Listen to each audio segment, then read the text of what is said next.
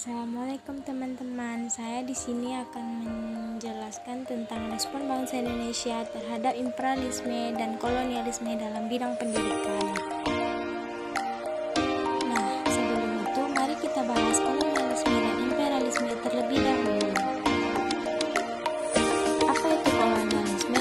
Kata koloni berasal dari bahasa lain yaitu kolonus atau koloni yang berarti tanah, jajahan, atau pemukiman. Sehingga koloni berarti pemukiman suatu negara di luar wilayah negaranya yang dicap sebagai bagian dari wilayahnya. Pengertian kolonialisme adalah usaha memperluas, mengembangkan, menguasai suatu daerah dengan kekuasaan suatu negara di luar lokasi atau wilayah negara tersebut.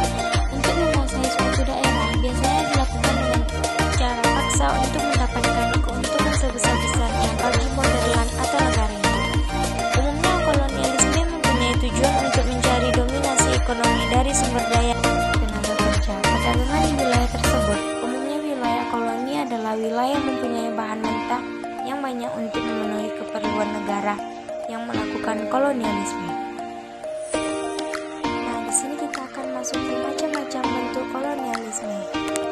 1. Koloni eksploitasi adalah penguasa suatu wilayah atau daerah untuk dikuras habis tenaga penduduk secara kerja paksa atau kerja rodi dan dikuras juga kekayaan lainnya untuk kepentingan negara yang melakukan koloni atau negara penguasa. 2. Koloni penduduk adalah penguasaan daerah atau wilayah baru dengan cara mengusir atau menghilangkan penduduk pribumi yang digantikan oleh pendatang yang menjadikan kependudukan penduduk pribumi terabaikan. 3. Koloni deportasi adalah daerah atau wilayah koloni yang digunakan sebagai tempat membuang para narapidana yang tidak dapat ditangani oleh perintah. Kebanyakan dari mereka adalah narapidana yang mendapatkan hukum seumur hidup, di mana mereka dijadikan sebagai tenaga kerja tanpa bayaran daripada pemerintah harus memberi makan mereka seumur hidup. Apa sih imperialisme itu? Kata imperialisme berasal dari bahasa Latin imperare, yang berarti pemerintah. Hak untuk imperare atau memerintah disebut imperium. Orang yang diberi hak imperium atau memerintah disebut imperator. Umumnya yang diberi imperium adalah raja, dan selang waktu berjalan raja disebut imperator dan daerah di mana imperiumnya berlaku kerajaannya disebut imperium. Pengertian imperialisme adalah usaha atau politik untuk menguasai negara lain atau memperluas kerjanya dengan paksa untuk kepentingan diri sendiri yang dibentuk sebagai imperiumnya. Maksud menguasai di sini yaitu tidak perlu merebut menggunakan kekuatan senjata, tetapi bisa dijalankan menggunakan kekuatan agama, ideologi, ekonomi, kultur, asal saja dengan paksaan. Macam-macam bentuk imperialisme. 1. Imperialisme kuno atau kata lainnya ancient imperialism adalah imperialisme yang muncul kurang lebih dari 1500 M yang berlangsung pada zaman kuno sampai zaman pertengahan, semboyan dari imperialisme kuno yaitu 3G, Gold, Glory, Gospel, di mana suatu negara menjajah negara lain untuk melalui Gold atau mendapatkan kekayaan, Glory mencapai kejayaan, dan Gospel menyebarkan agama. Imperialisme kuno yang dipelopori oleh Portugal dan Spanyol.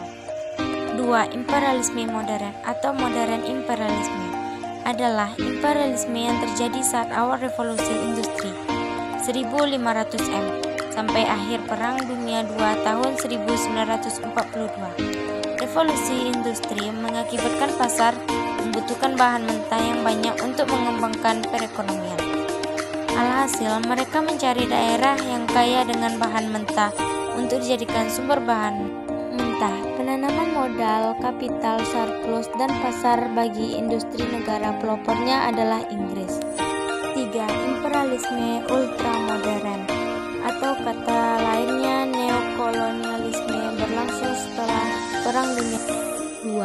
Sampai sekarang, imperialisme ultramodern lebih mengutamakan pada penguasaan ideologi, mental, dan psikologi. Apa saja tujuan kolonialisme dan imperialisme? memperbanyak sumber daya alam dan juga sumber daya manusianya negara tersebut. Ekspansi budaya, lihat saja budaya Inggris yang dahulu melancarkan kolonialisme besar-besaran.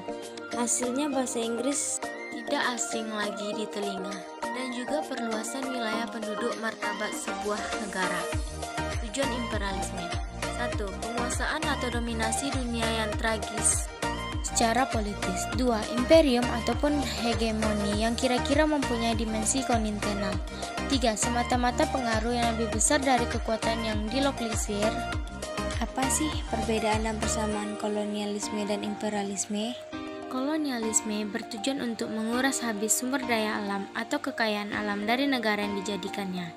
Kolonialisme bertujuan untuk menguras habis sumber daya alam atau kekayaan alam dari negara yang dijadikannya sebagai tempat kolonial untuk diangkat ke negara induk.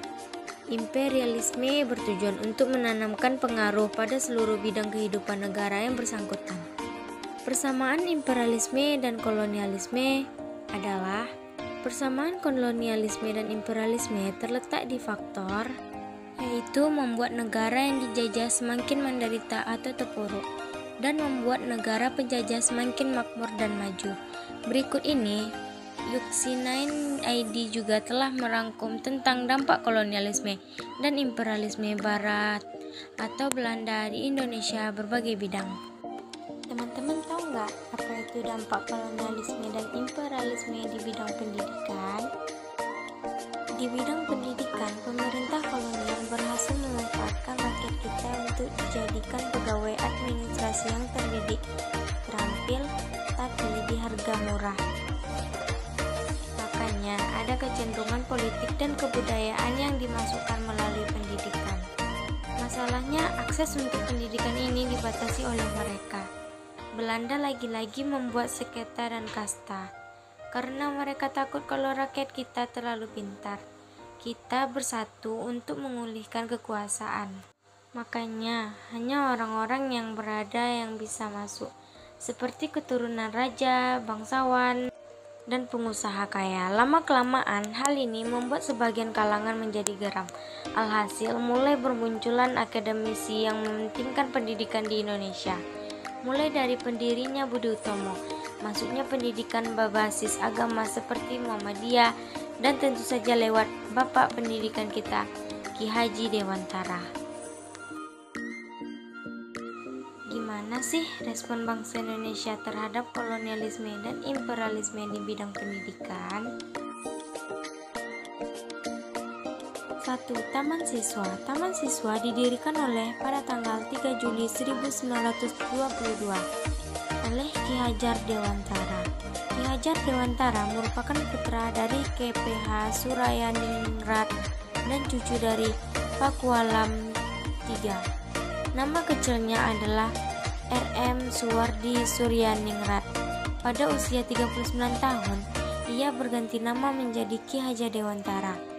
Kelahiran Taman Siswa dianggap sebagai titik balik dalam pergerakan Indonesia, karena kaum revolusioner yang mencoba menggerakkan rakyat dan semboyan-semboyan asing dan ajaran-ajaran Marxis terpaksa memberikan tempat untuk gerakan baru yang benar-benar berasas kebangsaan dan bersikap kooperatif dengan pemerintah. Pendiri Taman Siswa adalah Bapak Pendidikan Nasional yang lahir di Yogyakarta pada tanggal 2 Mei 1889. Hari lahirnya lalu hingga kini diperingati Hari Pendidikan Nasional. Ia terlahir dengan nama Raden Mas Soewardi Soearningrat yang berasal dari lingkungan Kerintanan Yogyakarta. Lalu ia berganti nama dengan Ki Haji Dewantara. Tujuannya yaitu supaya ia dapat dengan bebas bergaul dengan rakyat. Perjalanan hidupnya benar-benar diwarnai perjuangan dan pengabdian demi kepentingan bangsanya. Ia menamatkan sekolah dasar di LS Sekolah Dasar Belanda, kemudian sempat melanjutkan ke Stovia, Sekolah Dokter Bumi Putra. Kemudian ia bekerja sebagai wartawan di beberapa surat kabar antara lain Setio Tomo, Medan Java, The Express.